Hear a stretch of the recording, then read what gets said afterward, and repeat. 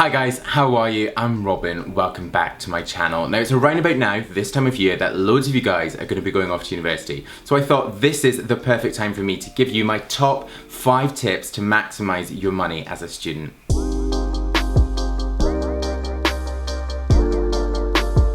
I'm working with the Royal Bank of Scotland on this video, who contacted me to get involved in their campaign. And guys, I have linked in the description below all about the student account, how you can apply for one and how you can get involved. But guys, I know how expensive being a student can be. Like, I did my undergrad a few years ago at Glasgow University, 4 years, 4 very fun but hard sort of financially years. And it's through that time that I kind of worked out the best way to really sort of budget and work out my own finances. So this is what these 5 top tips are going to do for you. Tip 1 is to open a bank account. Now this might seem really obvious, but actually when I was at university there were so many people that didn't have a proper bank account and didn't have ones that were really set up for students. And guys, the best thing I would say about having a bank account is to have full visibility of your money. Now if you've got notes and cash and whatever just lying around, then you don't really know how much you're spending. Also, if you've got a part-time job and you're earning stuff, you don't really know how much is coming in and where it's going. So guys, opening a bank account, a student bank account, is going to give you the best sort of benefits and allow you to really make the most of that money. Perhaps one of the hardest, but actually the most important thing to do as a student is to budget. Now, you're more than likely going to be in a new city, you're going to have new experiences, and you're going to have lots of money going out. So actually, with an account, it's going to help you to sort of budget and see where that money's going. Now with an account like the Royal Bank of Scotland account, you can get this sort of online app, which basically means, guys, you can have them on your phone, your iPad, or just sort of log online and you can see what's going out and what's coming in. One of the best things on this, and something I actually do myself, is to set up text alerts. So you can basically say that you don't want your bank account money to go below, say, £200 or £300 or 50 quid, whatever it might be. And basically when it hits that, you get a text saying, alert, you're about to go under. And it means not go under as in a bad way, but you're about to basically spend out with what that alert is. And it means you can kind of be like, okay, well, I'm not gonna go shopping, I'm not gonna go for dinner, I'm gonna have to cancel a few things, and you can really sort of do that. And that is part of budgeting, guys, not living out with your own means. Tip 3 is to prioritize. Now, we all want the best shoes, we all want the best holidays, we all want the best dinners, we all want the best flat, but actually, guys, some of those things aren't exactly needed. Now, the reason you're at university is actually to study. So you're gonna need certain books, you're gonna need certain sort of equipment. Do people even use books now? I don't know. You're gonna need certain equipment. So I know that when I was at university, I needed a new Mac because I basically just needed a computer.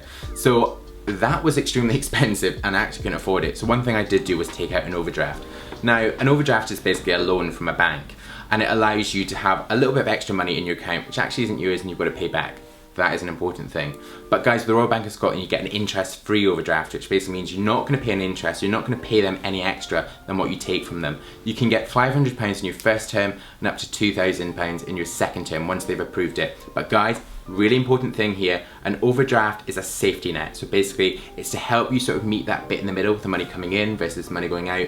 It is not a target. So if you've got a £500 overdraft and you've not spent it all by the end of the term or by the end of the year, it's not a case of, hey guys, right, let's go out, we're gonna have the best dinner, we're gonna go on holiday, we're gonna do this.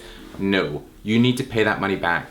It is not yours. Tip 4 is my favorite one and the one that I'm best at, and that is to shop savvy. So basically what I'm saying here is to keep an eye on all those different things that you want to buy and wait until they go on sale and then pounce on them.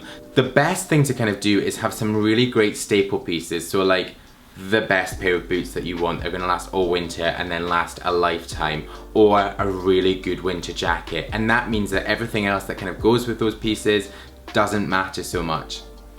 Also guys, traveling home can be so expensive, so look out for travel deals, make sure you sort of book in advance. And one thing you get with this account is something called the coach card, which basically means you can get a third off travel on National Express on their buses.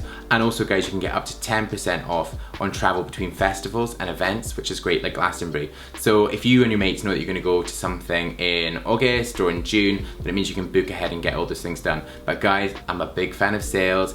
If there is a sale on, make sure you get into that shop first thing in the morning, get those other guys out of the way and get to that rail and get the sale items.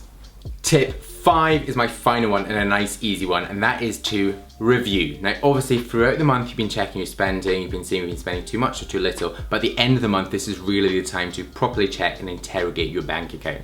See if the right rent was going out, were you paying too much or too little. Also guys, see that the right money was coming in from say a part-time job.